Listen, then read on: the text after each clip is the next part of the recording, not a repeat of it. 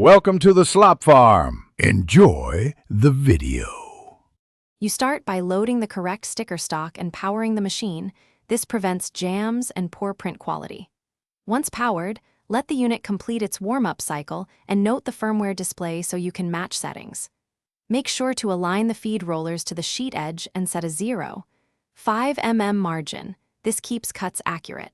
If your paper has a liner, face it correctly into the feeder. These first steps set the foundation for consistent registration and color fidelity.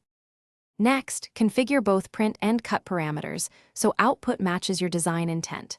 Choose the print profile, glossy or matte, and set color mode to CMYK with 300 to 600 dpi depending on detail. Higher dpi equals sharper edges but longer print time. Then set blade depth and cut speed for your material. A test vector file reduces risk. Enable registration marks and run the sensor calibration, because accurate sensor reads guarantee cuts align to printed artwork.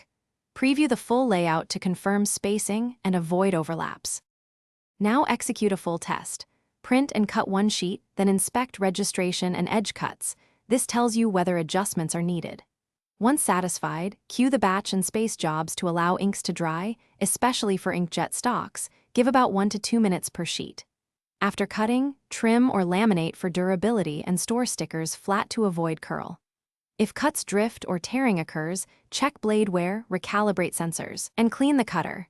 This troubleshooting tip fixes most alignment and cut quality issues. Thanks for watching.